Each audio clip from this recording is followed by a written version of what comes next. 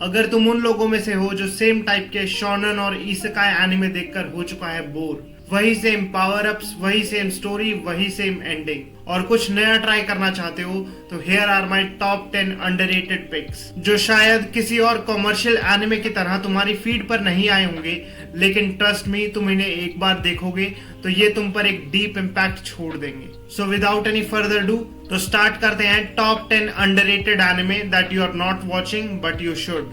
सो list के number 10 spot पर है मॉन्स्टर, अभी तक का बना हुआ सबसे जबरदस्त साइकोलॉजिकल एनिमे जो आपको चिल्स पहुंचा देगा। इसके 74 एपिसोड्स में हम स्टोरी फॉलो करते हैं डॉक्टर केंजो टेनमा की, जिन्होंने एक बच्चे की जान बचाई और वही बच्चा आगे जाकर एक कोल्ड ब्लडेड मर्डरर बन जाता है। अब टेनमा अपना सब कुछ छोड़कर उस बच्चे को रोकने के लिए निकल जाता है जिसे एक टाइम पर उसने ही बचाया था। यह एनिमे हमारे सामने सवाल खड़ा करता है, क्या सही चीज करना हर बार सही होता है? दूसरी तरफ हमारा योहान कोई टिपिकल विलेन नहीं है, वो काम है, एलिगेंट है और टेरिफाइंग है। एनिमे का हर एपिसोड इंसान के अंदर की उस डार्कनेस की बात करता है जो कहीं ना कहीं हम सब के अंदर होती है। इसके बाद नंबर 9 पर आता है कायबा। पहली नजर में यह एनिमे बच्चों के कार्टून जैसा लग सकता है, लेकिन don't let the art style fool you. Kaiba is one of the deepest darkest anime you will ever witness in your life. इसके 12 एपिसोड्स में सेटअप बहुत ही ज्यादा सिंपल है, लेकिन वो सिंपल सा सेटअप भी बहुत ज्यादा डरावना है। फ्यूचर में ह्यूमंस अपनी मेमोरीज को एक बॉडी से दूसरी बॉडी में ट्रांसफर कर सकते हैं। आप चाहें तो अपने पूरे दर्द को इरेज कर सकते हैं, आप चाहें तो अपनी जिंदगी फिर से शुरू कर सकते हैं। सुनने में बिल्कुल ट्रू फ्रीडम जैसा लगता है, लेकिन यहीं पर हम गलत हैं। ये दुनिया बहुत ही ज्यादा ब्रूटल है, जहां पर अमीर हर बार नई बॉडीज खरीदते हैं और गरीब एक कचरे की तरह एक कोने में पड़े रहते हैं। इन्हीं के बीच में हमारा मेन कैरेक्टर उठता है, जिसके शरीर में एक बहुत बड़ा सा छेद है और वो अपनी सारी मेमोरीज को भूल चुका है।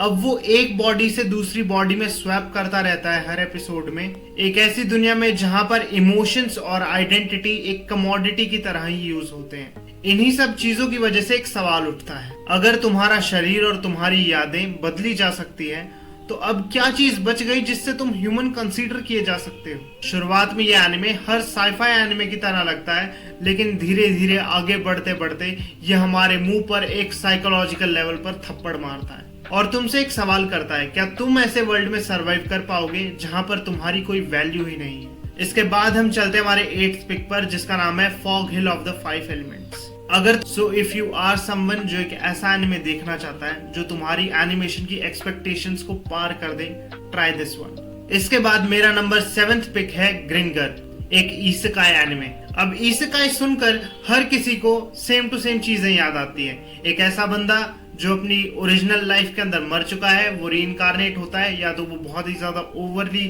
स्मार्ट हो जाता है, स्ट्रॉन्ग हो जाता है, उसे सब कुछ मिलता है। लेकिन नहीं, ग्रिंगर हमारी इसी एक्सपेक्टेशन को उल्टा कर रख देता है। और क्या हो अगर तुम एक एनपीसी की तरह रीइंकारनेट हो जाओ?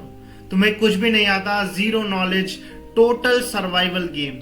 तुम्हें सब कुछ जीरो से स्टार्ट करना पड़ेगा, खुद को पॉलिश करना पड़ेगा सर्वाइव करने के लिए। इसके साथ साथ इस एनिमे के अंदर बहुत सारे स्ट्रगल्स दिखाए जाते हैं और हम जैसे नॉर्मल लोग अगर रीइंकारनेट हो जाएं एक एनपीसी के तौर पर, तो क्या क्या स्ट्रगल हमें फेस करने को मिलेंगे। इन शॉर्ट बोलूं तो यह एनिमे तुम देख सकते हो, तुम्हें एक डिफरेंट टेक देखने को मिलेगा टूवर्ड्स इसेकाई एनिमे। और यह एनिमे बहुत ही ज्यादा छोटा है, सिर्फ सीजन 1 के अंदर 12 एपिसोड्स हैं, तो you can finish it in 1 or 2 days if you want. इसके बाद नंबर 6 पर आता है सीजर 7। अब यह एनिमे तुम में से बहुत लोगों ने देखा होगा या बहुत लोगों ने नहीं देखा होगा, लेकिन फिर भी मैं रिकमेंड कर रहा हूँ। इसमें हमें एक बंदे की स्टोरी दिखाई जाती है जो अपनी पूरी मेमोरी भूल चुका है, जो एक बार्बर है और एक असैसिन भी, जहां पर असैसिन्स बहुत ही ज्यादा कोल्ड ब्लडेड और रूथलेस होते हैं, वहीं पर यह बंदा इस चीज का बिल्कुल उल्टा है, एक गूफ बॉल जो बहुत ही ज्यादा ऑनेस्ट है।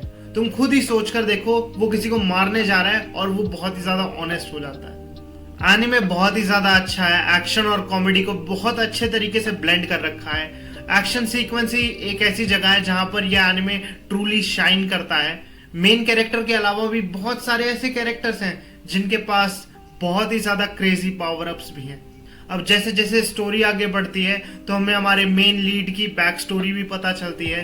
धीरे धीरे उसके कैरेक्टर के लेयर अनफोल्ड होते हैं, जिसे देखना बहुत ही अलग एक्सपीरियंस लेकर आता है। इसके बाद लिस्ट में नंबर 5वें पर है सीरियस द येगर। तो अगर तुम उनमें से हो जिन्होंने वेम्पायर रिलेटेड एनिमे देखे हैं और इसको नहीं देखा है तो तुम्हें ये भी ट्राई करना चाहिए।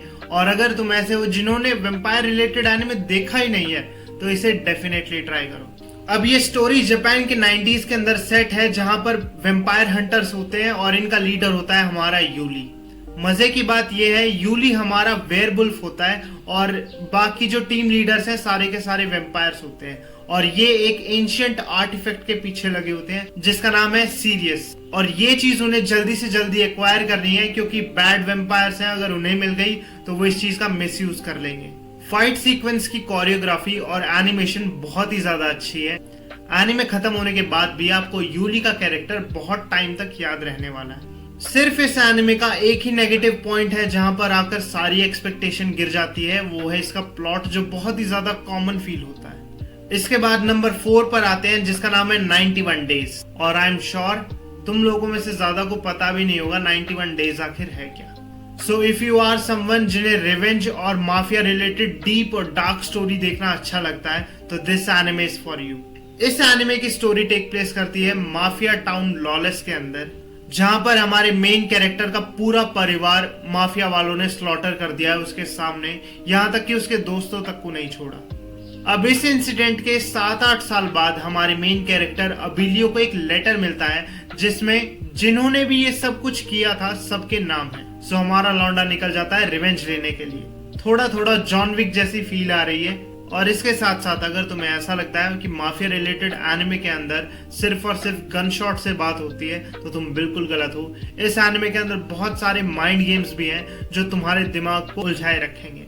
इसके बाद मैं चलता हूँ नंबर 3 एनिमे पर जिसका नाम है टोमोडाची गेम। साइकोलॉजिकल और माइंड गेम्स का बाप किसी एनिमे को कहा जाता है तो वो यही है। टोमोडाची गेम की स्टोरी एक धोखे से शुरू होती है जो एक ही बंदे ने दिया है एक फ्रेंड ग्रुप के अंदर, जिसकी वजह से वो एक डेडली गेम के अंदर फंस जाते हैं जहां पर ट्रस्ट और फ्रेंडशिप एक इम्पॉर्टेंट फैक्टर है। और अगर किसी ने भी किसी गलत बंदे को ट्रस्ट कर लिया तो उसकी तभी मौत हो जाती है। तो ये देखना बहुत ही ज्यादा इंटरेस्टिंग होगा क्या ये लोग अब इस गेम से सेफली निकल पाएंगे या नहीं।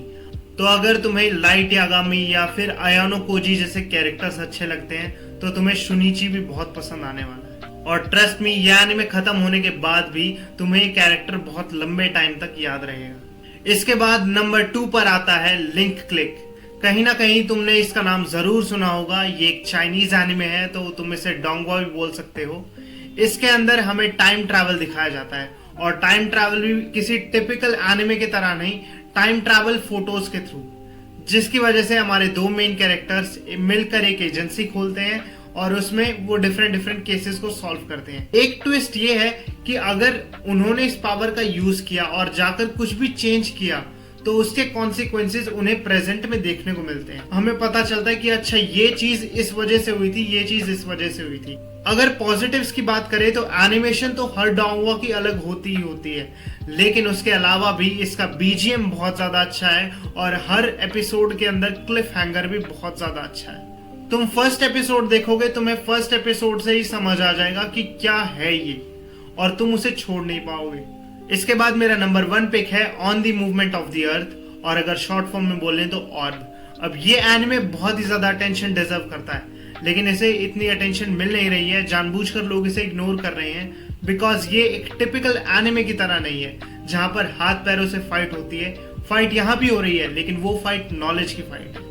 अब ये anime real life historical story पे बेस है। अब इसके अंदर हमें टाइम दिखाया जाता है जब सन को अर्थ का सेंटर ना मानकर अर्थ को सन का सेंटर माना जाता था और इसी चीज को जियोसेंट्रिज्म कहा जाता है। लेकिन बात तब खराब हो जाती है जब यहाँ के चर्चेस जितने भी जियोसेंट्रिज्म वाले लोग हैं उनके एविडेंसेस को, उनके रिसर्च पेपर्स को जलाना स्टार्ट कर देते हैं और उन्हें भी मारना स्टार्ट कर देते हैं। The positive thing about this anime is its astronomical angle और बहुत सारा drama. So if you are someone जिसे स्पेस और यूनिवर्स में इंटरेस्ट है तो please give it a try. माना ये एनिमे जो प्रूफ करना चाहता है this is incorrect but emotion wise this anime is 100% correct और this is a solid pick. मैं इतना ही बोलूंगा। तो ये एनिमे जरूर से जरूर देखना। सो भाइयों लिस्ट थी यहाँ तक। तुम बताना तुमने इसमें से कितने एनिमे देखे हैं और तुम्हें कौन सा एनिमे अच्छा लगता है। कोई और अंडररेटेड एनिमे बचा हुआ है तो वो बताना। अगर एक और लिस्ट चाहते हो तो वो बताना। उसके बाद अगर इन्हीं पर्टिकुलर एनिमे के ऊपर तुम्हें डिस्कशन करना है तो कमेंट सेक्शन खुला है। वीडियो को एक लाइक कर देना यार मोटिवेशन के लिए। उसके साथ साथ चैनल को सब्सक्राइब करवा दो यार, आगे आगे बढ़वा दो। 120 पर अटके हुए हैं हम तब से। और शेयर करना मत भूलना यार, ताकि हमारी कम्युनिटी और ज्यादा बड़ी हो, हम और लोगों के साथ जुड़े और एक प्रॉपर फैमिली की तरह। बाकी मैं मिलता हूं तुमसे किसी और वीडियो में। Until then this side Sahil signing off. Thank you so much.